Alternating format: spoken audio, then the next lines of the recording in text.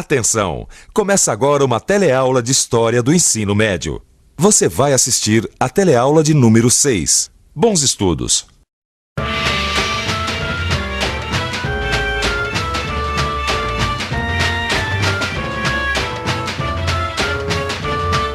No telecurso de História Geral, você tem conhecido várias civilizações. Desde o extremo oriente da China e do Japão, até o Egito, no norte da África, e a Mesopotâmia, no Oriente Médio. Hoje você vai conhecer dois povos semitas, os fenícios e os hebreus. Viaje com a gente do mar Mediterrâneo ao Rio Jordão. Conheça os grandes navegadores da antiguidade. Veja quem ensinou o mundo a ler e quem deu à humanidade o livro mais lido de todos os tempos.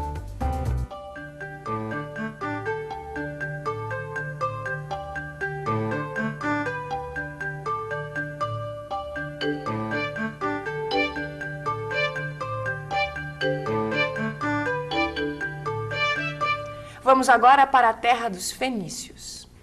A Fenícia era uma estreita faixa de terra entre os montes do Líbano e o mar Mediterrâneo. O clima da região é variado. Nos vales faz calor e nas montanhas faz frio. A região é muito fértil por causa dos rios que a atravessam. Além disso, as montanhas eram cobertas por florestas de cedro, cuja madeira era usada para construir barcos. Vicente, olha, cedro do Líbano, essa madeira é famosa. É famosa mesmo. Olha, Gil, não é à toa que os fenícios se tornaram navegantes. Pensa uma coisa, de um lado eles tinham o mar Mediterrâneo e do outro lado uma floresta cheia de madeira boa para fazer barco. Bom, isso quer dizer então que enquanto outros povos semitas e ários brigavam para dominar a Mesopotâmia, os fenícios tratavam de ocupar o Mediterrâneo. Exatamente. Não é isso?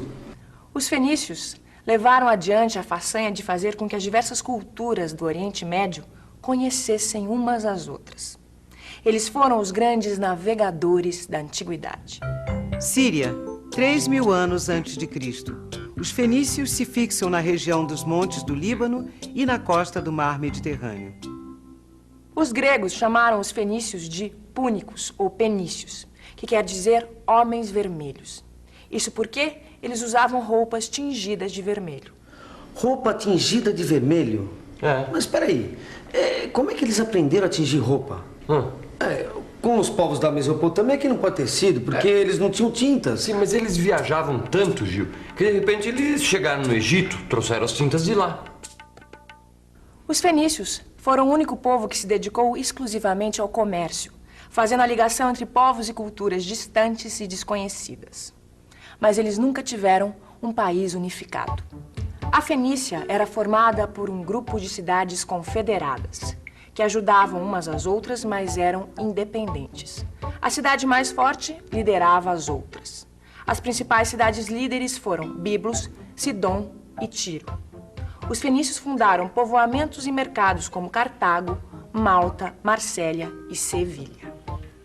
A decadência dos fenícios começa quando os impérios da Mesopotâmia se consolidam. 701 a.C., os assírios saqueiam Tiro. 574 a.C. é a vez dos caldeus invadirem Tiro, que desta vez é totalmente destruída.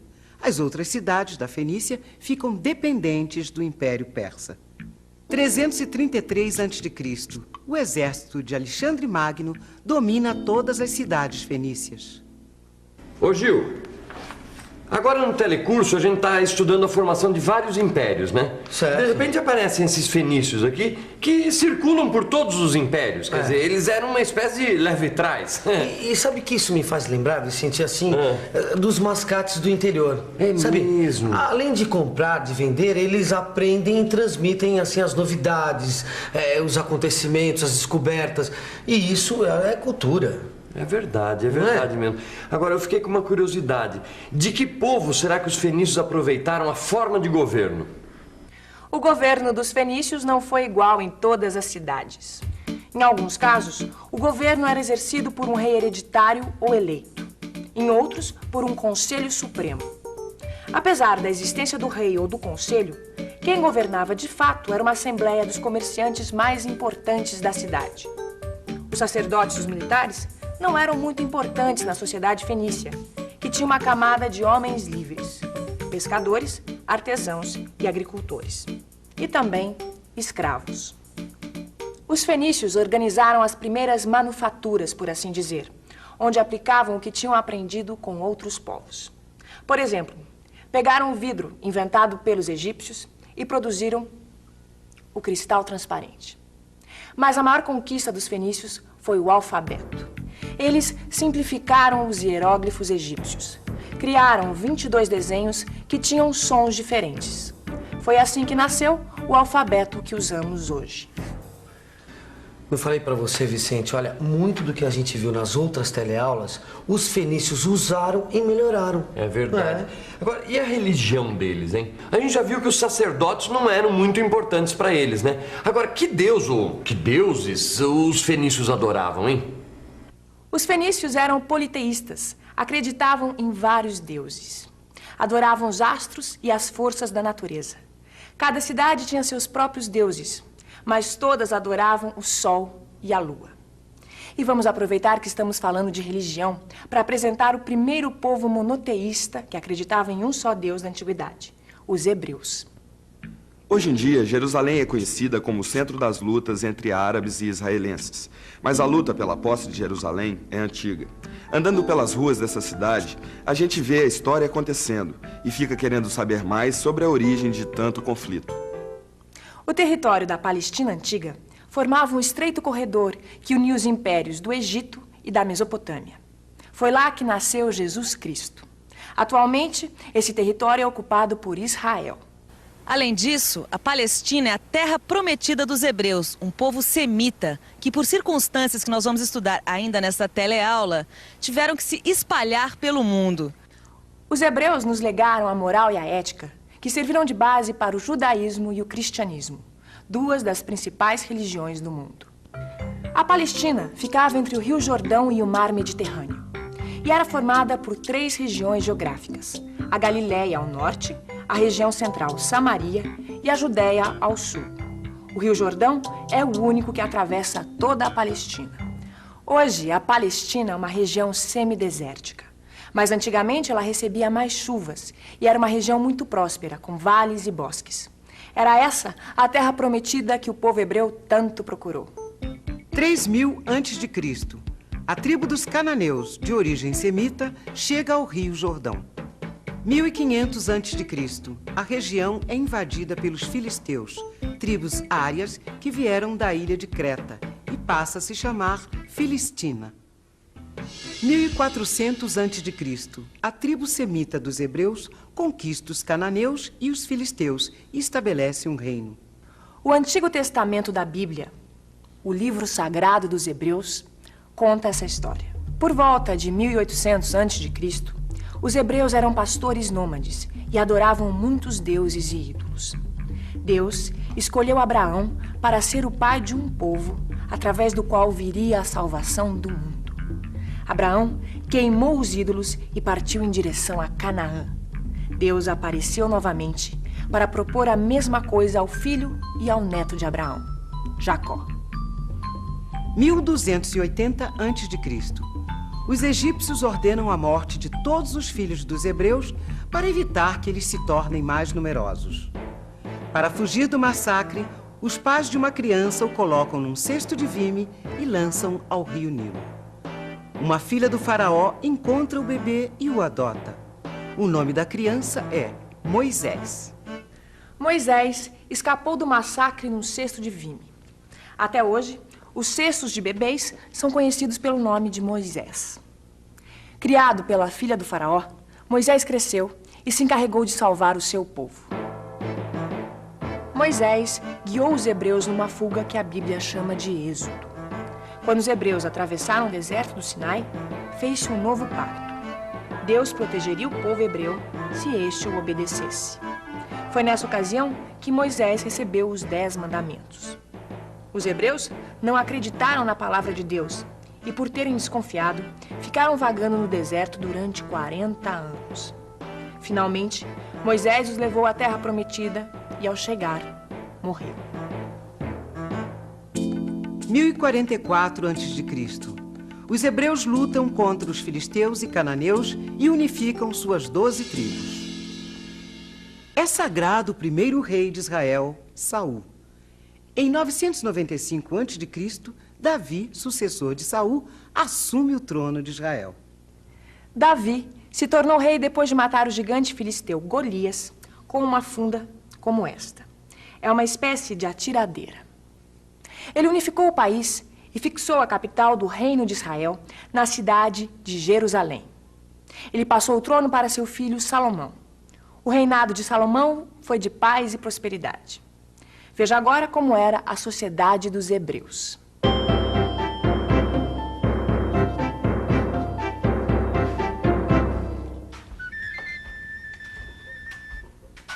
Mulher! Me dê um pouco dessa água. É uma honra para mim servir um membro do Conselho dos Anciãos. Eu venho do tempo em que éramos nômades. Primeiro fui obedecido como patriarca, chefe da família. Agora governo no conselho. O senhor lembra do rei Davi? Sim. Era um governo apoiado nos guerreiros. Salomão, nosso rei atual, governa sozinho. Tem poder absoluto. Salomão mandou construir este belo templo. Será que ele vai encher o templo de estátuas, como os fenícios? Não diga uma coisa dessa, mulher! Nós não acreditamos em ídolos. Nosso Deus é um só. Não pode ser representado por estátuas. O Deus dos hebreus dava tudo o que eles precisavam e deixava que soubessem o que queria deles através das revelações. Tudo isso está na Bíblia, que em grego quer dizer os livros. Ô Vicente, eu conheço a Bíblia. Só que a Bíblia que eu conheço é diferente, fala sobre Jesus Cristo. Não, mas você está falando do Novo Testamento. Só que nessa teleaula a gente está vendo a história dos hebreus antes de Cristo. E essa é a história do Antigo Testamento. Depois de Salomão, veio a decadência. E o reino se dividiu em dois, Israel e Judeia. Os israelitas se misturaram com os cananeus e voltaram a adorar ídolos. 721 a.C., os israelitas, dominados pelos assírios, se revoltam, são derrotados e levados prisioneiros para a cidade de Nínive. Reino da Judéia, 587 a.C. Nabucodonosor, rei da Caldeia, destrói a cidade e o templo de Jerusalém e leva os judeus para serem escravos na Babilônia. Mas o novo reino dos judeus ainda estava distante. Eles foram escravos na Babilônia até que os persas derrotaram os caldeus. Aí, voltaram para a Palestina, onde foram conquistados por Alexandre Magno, rei da Macedônia. Quando o Império de Alexandre caiu, a Palestina passou a ser parte do Império Romano. Mas nem todos os hebreus ficaram na Terra Prometida. Muitos deles se fixaram nas costas do Mar Mediterrâneo, especialmente na Europa. E essa dispersão dos hebreus pelo Mediterrâneo ficou conhecida como diáspora. Depois da diáspora, os judeus se espalharam pelo mundo. Quando foi que eles voltaram à Palestina? Bom, os judeus eles nunca abandonaram por completo a Palestina. Mas quando eles voltaram em massa mesmo, foi no ano de 1947, no ano da criação do Estado de Israel, como parte de um processo nacionalista. E atenção, se liga aí que é a hora da revisão. Na teleaula de hoje, você viu como os fenícios eram diferentes dos povos que habitavam o Egito e a Mesopotâmia. As diferenças estavam na forma de governo, na escrita, na organização social. Os fenícios foram descobridores e comerciantes. As cidades confederadas dos fenícios se ajudavam mutuamente, mas eram independentes umas das outras. A religião dos hebreus era diferente das religiões dos demais povos do Oriente Médio Antigo. Eles eram monoteístas. Seu Deus se comunicava através de mensagens e revelações. A sociedade dos hebreus era patriarcal. O governo era exercido por um conselho de anciãos. A história do povo hebreu está contada no Velho Testamento da Bíblia. A herança dos fenícios e dos hebreus permanece com a gente até no nosso dia a dia. No seu livro de estudos, você vai encontrar material para pensar e discutir sobre isso. E até a próxima teleaula.